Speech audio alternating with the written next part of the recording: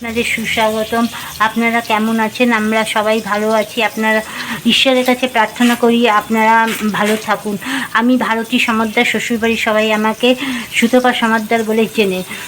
আজকে একটা নতুন রেসিপি নিয়ে আসলাম, ওলের ধোকা। ওল এইটা ম্যাড্রাসি ওল, বেশি লাগে না, তাই আপনার দাদা অল্প করে নিয়ে এসছে। এরকম করে ওলটা ছোট ছোট করে কাটবেন।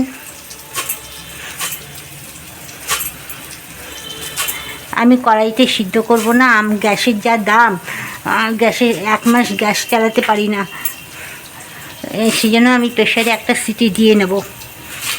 এরকম করে কেটে ধুয়ে প্রেশারে একটা সিটি দিয়ে নেবেন। প্রেশারে সিদ্ধ করে নিয়েছি। এর মধ্যে ধনের গুঁড়ো দেবো, একটু ধনের গুঁড়ো, জিরের গুঁড়ো, একটু হলুদ,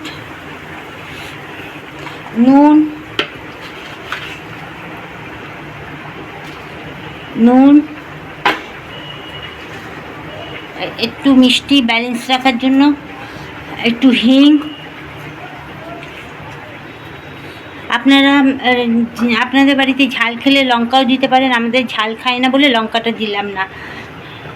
এবার এটাকে চটকে মাখবো।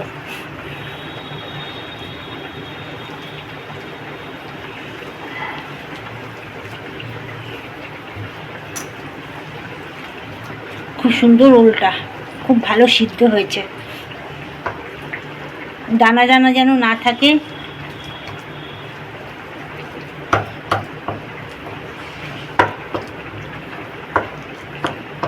প্লিজ আপনারা এরকমভাবে করে খাবেন, দেখবেন খুব ভালো লাগবে। মা চলে আসছেন, আজকে শুভ মহালয়া। আপনাদের প্রীতি ও শুভেচ্ছা জানাই মহালয়ার। অনেকে তো মহালয়ার পরে, মহালয়ার থেকে নিরামিষ খান, মাকে ভোগ নিবেদন করতে হয়। তারাও এইভাবে, আমি যেভাবে রেসিপিটা করেছি এইভাবে মাকে আপনারা নিবেদন করতে পারেন।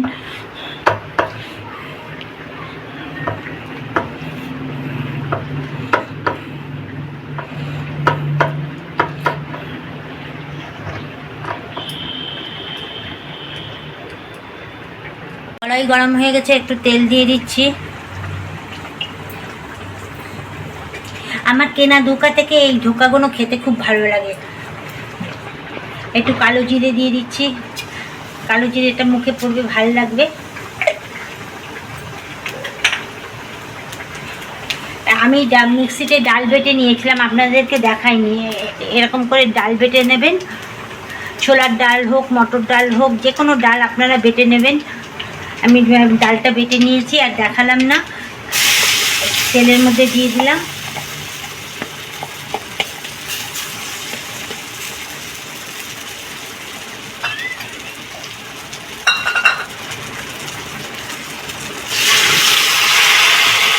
একটু বেসন দিয়ে দেবো, বাইন্ডিং ভালো হবে, জমবে ভালো তাড়াতাড়ি, সেই জন্য একটু বেসন দিয়ে দিচ্ছি। 2 চামচের মতন বেসন দিয়ে দিলাম।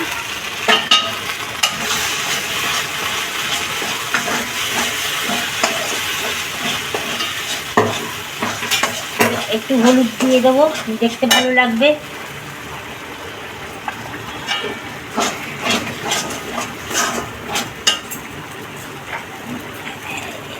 এইবার ওলগুলো দিয়ে দেবো।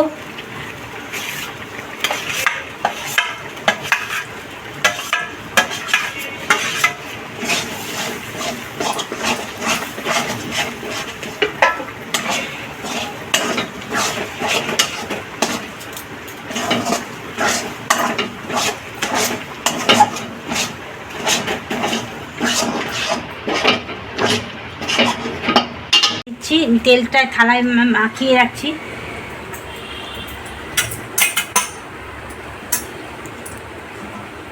তেলটা ভালো করে মাখিয়ে দিলাম।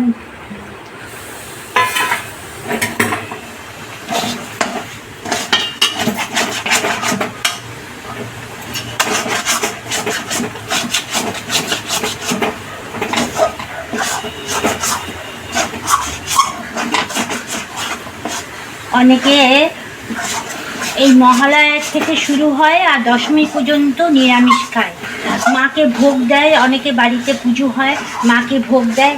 আপনারা এরকম করে মাকে ভোগ দিতে পারবেন।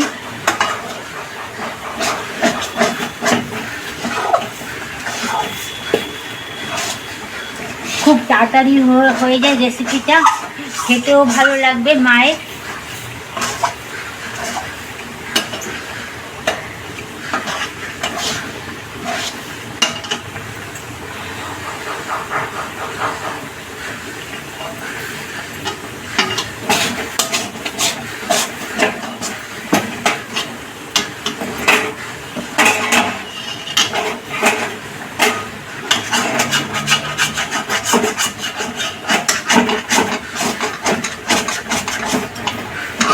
এই রেসিপিটা শিখেছি আমার মায়ের কাছ থেকে।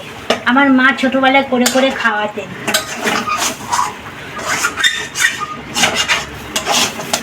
আমি যার কাছ থেকে শিখেছি, আমি তো নিজের মন গড়িয়ে তো করিনি, হ্যাঁ মায়ের কাছ থেকে শিখেছি। মাকে আমি সাষ্টাঙ্গে প্রণাম জানাই। মা এত সুন্দর সুন্দর রেসিপি করে খাওয়াতেন।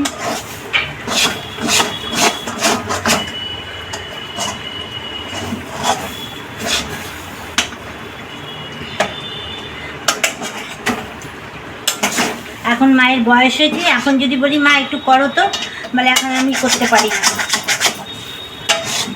করে খাইয়েছি, তোরা করে খা, আমাকে খাওয়া। দেখুন আটা মাখা ডোয়ের মতন হয়ে গেছে। এবার আমি নামিয়ে দিলাম থালাতে। এবার সুন্দর করে সমান করে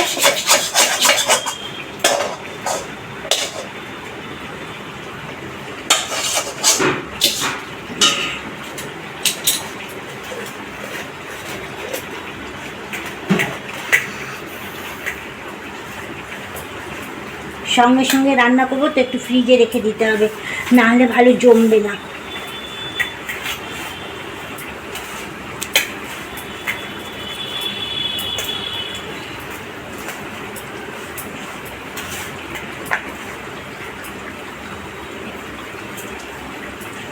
একটু জল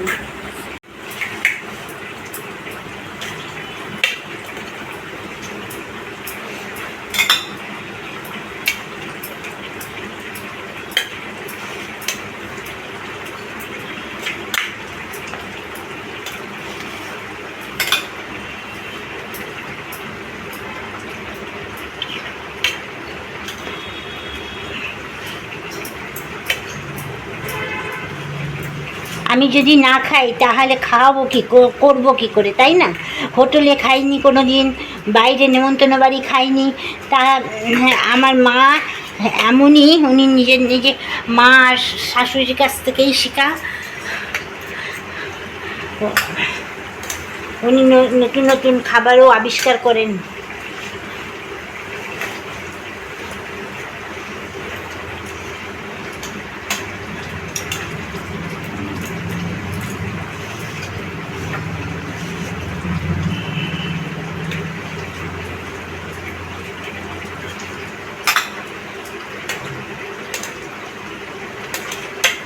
একটু জল দিয়ে দিয়ে এটাকে সমান করে নেবেন, হাত দিয়ে করবেন না, খুব গরম লাগবে হাতে। সবে উনুনের থেকে নামানো তো, এই সমান না করে দিলে এরকম করে ভাজতে গেলে না গুঁড়ো গুঁড়ো গুঁড়ো হয়ে যায়।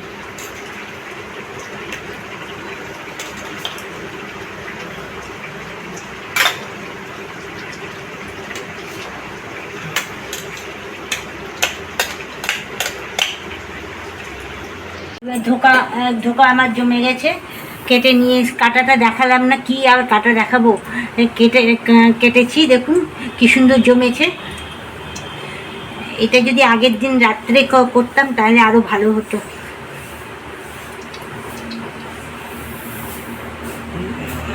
এইবার ভাজবো এক একটা করে।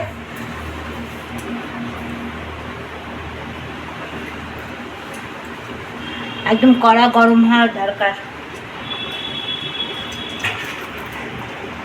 পাশে আলু সিদ্ধ বসিয়ে দিয়েছি।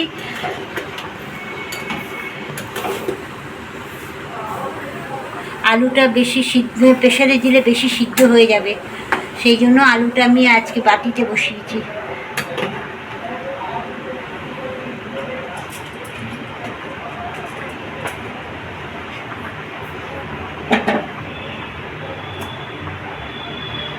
এবার দিয়ে দেবো এক একটা করে ধোকার পিসগুলো। আপনারা চৌকো কাটতে পারেন, আমি বরফি আকারে কেটেছি।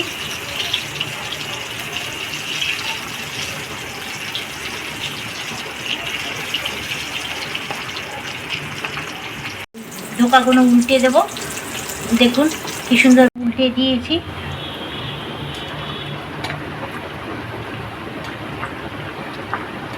এক পিঠ ভাজা হয়ে গেছে, আর এক পিঠ ভাজা হয়ে গেলে তারপরে তুলবো। দেখুন কালো জিরে দিয়েছি বলে কি সুন্দর ফুটে ফুটে কালো কালো টিপ টিপ হয়ে রয়েছে।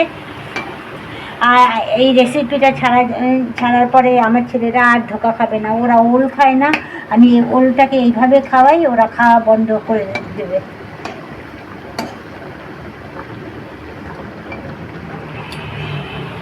এই ভিডিওটা দেখার পরে ওরা আর ধোকা খাওয়া বন্ধ হয়ে গেল ওদের।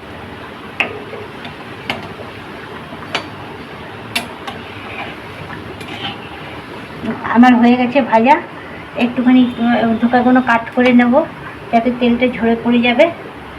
আর একবার দিয়ে দিই।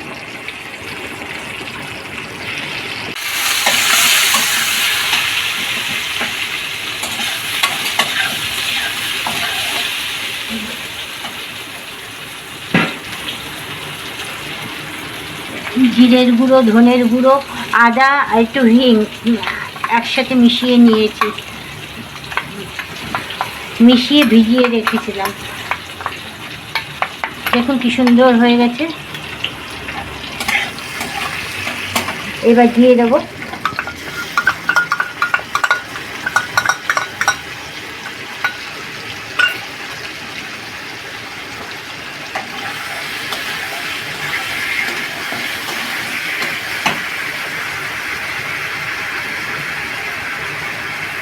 কটা লঙ্কা দিয়ে দিচ্ছি,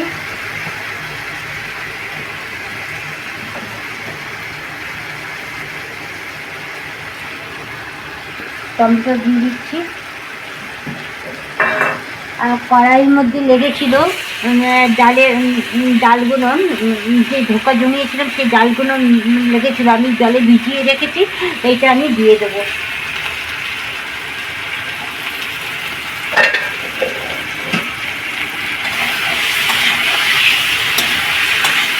এবার কষা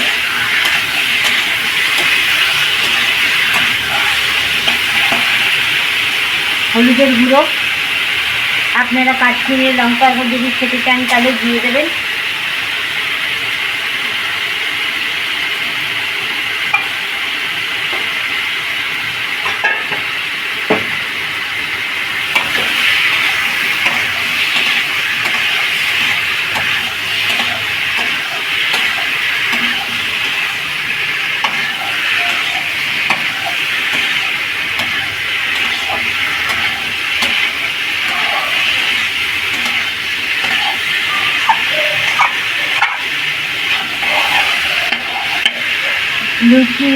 লুচি পরোটা রুটির সাথে খেতে এই রেসিপিটা দুর্দান্ত লাগে।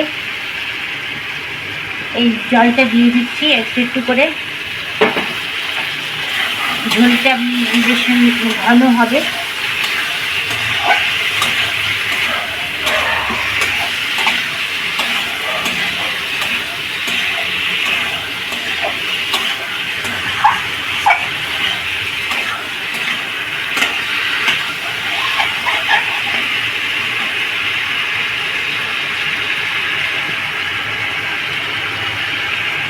তার জন্য আজকে একটুখানি ছাতু দিয়ে দিলাম।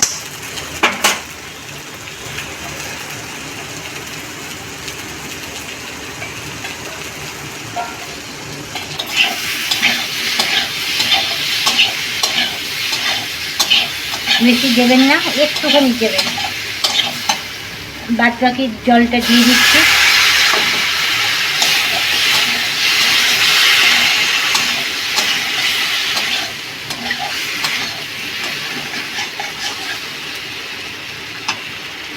একটু তেল দিয়ে দিচ্ছি।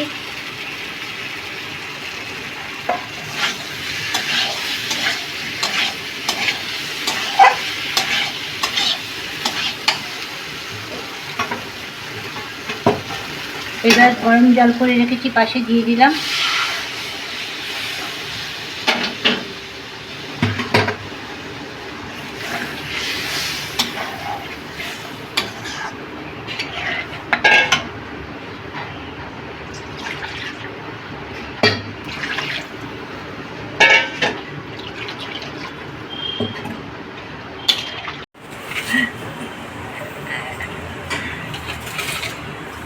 ব্যালেন্স রাখার জন্য একটু মিষ্টি দিয়ে দিচ্ছি।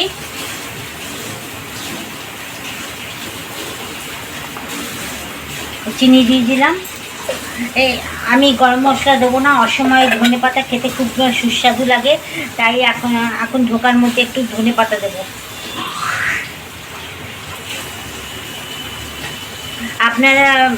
আপনারা একটা লাইক একটা কমেন্ট করবেন, সাবস্ক্রাইব করে দেবেন, তাহলে আমি নতুন নতুন রেসিপি নিয়ে আপনাদের সামনে আসতে পারি আপনাদের প্রেরণায়। ধনে পাতাগুলো ছিঁড়ে ছিঁড়ে দেবেন, বটিতে ধনে পাতা কাটবেন না।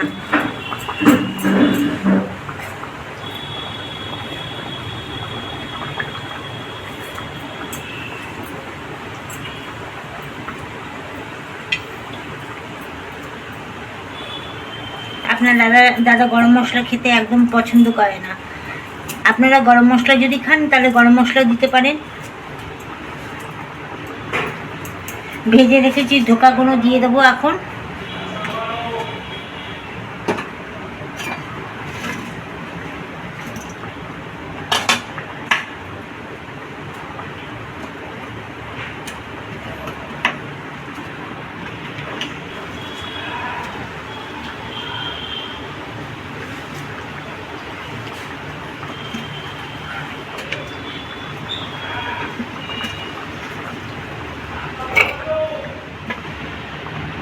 ফোটাবেন না, এবার ঢেকে দেবেন।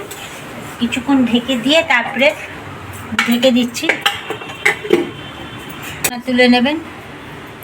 দেখুন গুঁড়ো লঙ্কা ছাড়া কেমন হয়েছে। প্লিজ একটা সাবস্ক্রাইব করে দেবেন।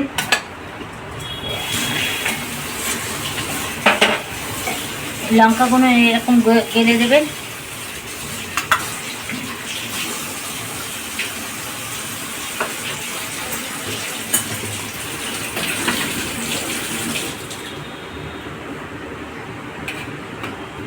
শুকনো লঙ্কা যত না খাওয়া যায় ততই ভালো। আমরা দেখার সাথে খাই, কিন্তু অনেক ক্ষতি করে, অনেক ক্ষতি করে।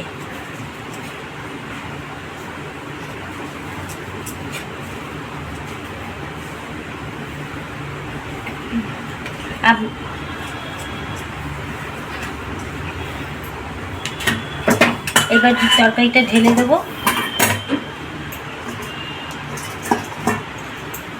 আপনাদের ভিডিওটা কেমন লাগলো কমেন্ট করে জানাবেন। Tata, bye bye. নেক্সট ভিডিওতে আবার দেখা হবে।